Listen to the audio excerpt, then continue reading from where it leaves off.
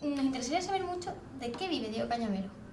Mi vida ha sido siempre trabajar en el campo y la emigración. Yo también he compatibilizado el haber sido alcalde de mi pueblo, 10 años, que por supuesto no estaba dado de alta como alcalde, sí, como trabajo en el ayuntamiento. Desde el año 84 ocupo el cargo de, en primer lugar, secretario general del SOC, Sindicato del Campo, y a partir del 2007, portavoz nacional del Sindicato Andaluz de Trabajadores.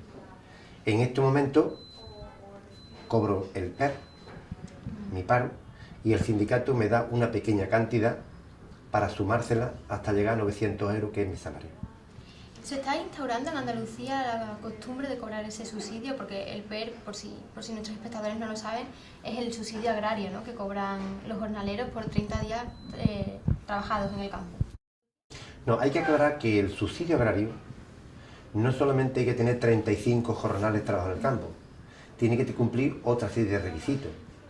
Los requisitos son tener 35 días trabajando en el campo, no pasarte del 75% del salario mínimo de la unidad familiar, tener un año cotizado en la Seguridad Social a razón de 86,04 mensuales, estar empadronado en el ayuntamiento, tener una antigüedad en el empadronamiento de 10 años, etc.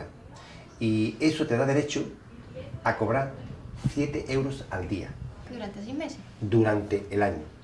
Vale. Pero también hay que decir que de las 513.000 cartillas agrícolas que hay en Andalucía, solamente lo está cobrando el 40%. Lo que quiero decir con esto es que si no hay trabajo, no hay desarrollo económico, no hay industria de transformación, de algo tendremos que vivir los jornaleros.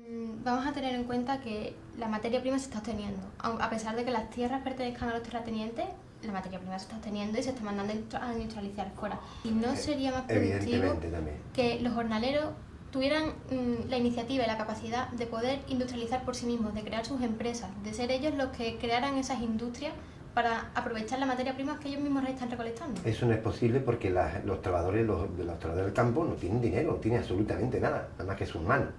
Eso tiene que ser proyectos del gobierno y sobre todo de la iniciativa privada, que son quienes tienen las tierras. Pero yo decía antes, si ellos tienen las tierras y no lo hacen, que le quiten las tierras y se las dé a los trabajadores y haya préstamos a largo plazo y bajo interés para que la gente y las cooperativas puedan transformar. ¿No se podría hacer un presupuesto, igual que se hace el presupuesto con el PER, para ayudar a esos jornaleros a que industrializasen? Por supuesto que se podía hacer. Lo primero que había que hacer es un banco de tierra y conseguir tierra. Y en segundo lugar había que hacer un banco agrícola público. ¿Para qué? Para ayudar a las iniciativas que se pueden ejercer.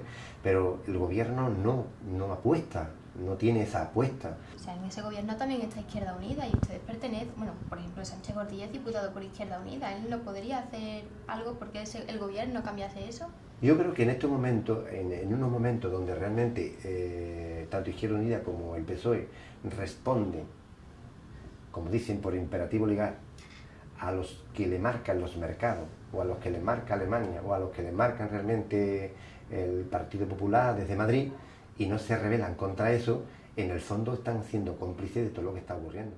¿No cree que saltarse el derecho de la propiedad privada, ocupando tierras tanto públicas como privadas, porque en este caso esta tierra de la que usted nos hablaba sí que es pública, pero hay otras tierras que se han ocupado que pertenecen a terratenientes, ¿no? ¿No considera que saltarse ese derecho puede ser un problema y crear más conflictos que luchar de otra manera? Bueno, conflictos sí creamos, y problemas sí es. Pero es verdad que la Constitución española dice, en algunos de sus artículos, que la economía tiene que estar al servicio de las personas, del interés general. Yo creo que el hecho de que el sindicato ocupe una finca, yo creo que estamos en todos nuestros derechos. Y entre otras razones porque el gobierno y los gobiernos se le vota para que administren la economía.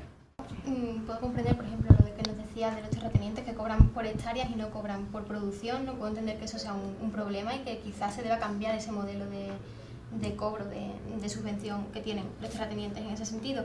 Pero, sin embargo, sigo sin comprender sus medios. Por ejemplo, vamos a pasar al caso de los supermercados. Me parece más o menos lo mismo que lo de ocupar las tierras, ¿no? Ustedes hablaban tanto en la ocupación de tierras como en lo de los supermercados, una defensa o una reivindicación a favor de los trabajadores y de los jornaleros. ¿Cree que eso es una medida buena para reivindicar sus derechos? ¿No sería mejor que desde los puestos que ustedes ocupan en los ayuntamientos o en los gobiernos de Andalucía, o incluso los contactos que puedan tener en el gobierno de España, se intentase reivindicar de otra manera y se llegase a un acuerdo con esos terratenientes, con esas personas dueños de supermercados o empresarios de España? ¿Tú crees que si no hacemos eso en el Mercadona, en el Carrefour, la prensa se fuera hecho eco de la realidad y del problema que hay en Andalucía? Por supuesto que no. No. Entonces hacemos esas cosas porque es una denuncia simbólica. Porque en Andalucía hay 400.000 familias que no cobran nada. Es decir, hay cosas que hay que hacerlas. ¿Por qué? Porque la sociedad no se mueve. Porque la vida te demuestra que todo el que se atreve a hacer algo siempre lo han considerado o bien como loco, lunático, idealista, utópico, muchos nombres. Es decir, lo importante es atreverse a cambiar las cosas. Porque si no cambiamos las cosas se pudren. Y sobre todo quien se sitúa en el poder son los que abusan. Porque dice, es ilegal o es un robo y ya al Mercadona. ¿De acuerdo?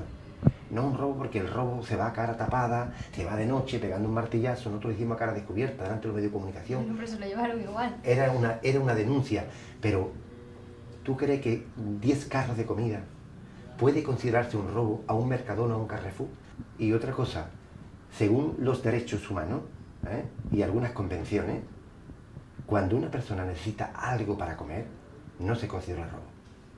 Sin embargo, ese acto simbólico tampoco fue igualmente visto, ¿no?, por entidades que se dedican a esto, a comedores sociales, Cáritas.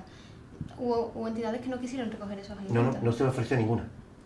¿Qué se hizo con esos alimentos? No se le ofreció, se llevó a la Corrala y se llevó a 3 ayuntamientos. Por lo tanto, lo que dicen esas entidades, nosotros no nos dirigimos nunca a esas para no implicarlo y para que, bueno, no ponerlo tampoco entre la espada y la pared. Otra cosa porque hemos sustraído una cosa, no, se puede decir, entre comillas, no legal.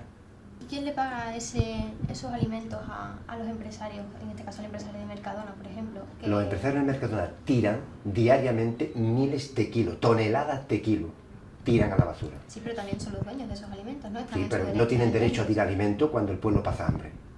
Eso es una inmoralidad. Que sea inmoral no significa que no tengan derecho. Y además la legalidad, la ley, tiene que estar para favorecer al ser humano. El ser humano no puede favorecer nunca una ley. La ley se cambia para favorecer la realidad de las cosas y la justicia. Si una ley injusta hay que luchar contra ella, porque claro, también era legal el esclavismo, ¿verdad? Y hubo que luchar contra el esclavismo. Bueno, también ha estado detenido varias veces después, ¿no? O sea, sigue siendo ilegal, igualmente. Sí, sigue siendo ilegal, pero yo sigo luchando por la causa que creo que es justa, pero digo que en el año 76 a mí me metieron en la cárcel porque no había libertades. Ahora hay libertades, pero no hay pan, no hay derecho. La gente está en paro, pasa necesidades, y tú tienes que luchar contra eso. Si un gobierno o los gobiernos o los empresarios no van por el camino adecuado, según el pueblo está legitimado para luchar. Porque si lucha el pueblo, también somos cómplices. Yo no defiendo que el pueblo no luche, simplemente creo que los medios... Lo que pasa es que los medios que ellos asumen o que quieren que tú hagas son los medios que jamás cambian. ¿Y cree que su lucha finalmente va a conseguir que haya cambios en la política, tanto en Andalucía como en el país? La verdad que no lo sé, pero lo intento. No quiero ser cómplice de una injusticia.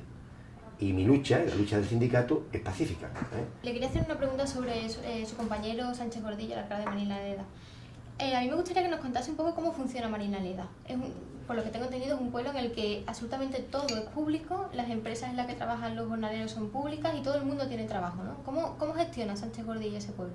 En Marinaleda, igual que en mi pueblo, yo estuve de alcalde, en el tema de la vivienda que pudimos abarcar, la vivienda no hay hipoteca. Las viviendas son todas de autoconstrucción, donde el ayuntamiento adquiere los terrenos rústicos, los recalifica como urbanos y después a la gente se los cede o se los vende a precio costo. Y después se ha conseguido una tierra, 1.200 hectáreas, 8 cooperativas, hicieron una cooperativa de segundo grado, la trabajan colectivamente y lo que han hecho es transformar todos los productos agrarios en fábricas. ¿Hay pleno empleo? No, no hay pleno empleo, pero la gente en Marinaleda, ¿cuánto tiempo trabaja en el año? ¿6, 7, 8 meses? Por un montón de meses. Y la verdad que varía todo. Y digo, eso se podía hacer en otros lugares, porque no hemos inventado la pólvora. Simple y llanamente que la economía y las tierras se han puesto al servicio de las personas. ¿Y es posible mantener Marinaleda sin subvenciones del Estado? Claro, perfectamente. Pero si es público, si las empresas son públicas, si el Las ayuntamiento empresas son... ayuda en los alquileres de las viviendas, ¿de dónde sale ese dinero? Bueno, vamos a ver. El ayuntamiento consigue préstamos a través de la Junta y eso se le devuelve a la Junta. Se le va devolviendo en 30 o 25 años. Son una hipoteca, es como una especie de comunidad, lo que hace es arriendo. ¿Entran subvenciones o no, Marinaleda? No, porque hay que devolver. Es un préstamo. En ninguna empresa, en ningún caso. No, porque la empresa que tiene Marinaleda del campo recibe la ayuda que recibe cualquier terrateniente. ¿Y los sueldos de las personas que trabajan en las empresas de Marinaleda ¿Salen del ayuntamiento o salen de la producción? De la producción. El ayuntamiento no puede pagar una tierra que no es suya. Las cooperativas son las que se convierten en empresas y del resultado económico de la venta de ese producto se recibe el salario. Bueno, don Diego, nosotros queríamos terminar esta entrevista, que nos estamos quedando ya sin tiempo, y bueno, no queríamos ni que fuera un mitin político, ni que se sintiera usted ofendido por ninguna de nuestras preguntas, así que queríamos terminar con algo un poco más suave. Queríamos saber cuál es su vista del futuro de Andalucía, o sea, ¿cómo piensa usted que será el futuro de Andalucía? Importante que el pueblo andaluz recupere su dignidad teniendo proyectos políticos de esta tierra, para defenderla, porque seguimos siendo la cenicienta del Estado español. Somos la cuarta región de Europa con más paro y con más pobreza. La media en el tema de las pensiones varía con el Estado español, las camas por hospitales exactamente igual, el tema de la red de carreteras, tenemos el fracaso escolar más importante de toda España. En fin, hace falta recuperar esta tierra, porque esta tierra tiene posibilidades económicas, tiene material humano fundamental para trabajarla, y lo que hace falta es que realmente le demos un impulso con proyectos políticos y proyectos sociales que realmente hagan de esta tierra un vergel, que es lo que nos decía cuando entramos en Europa, con su agricultura, con su clima y con su idiosincrasia.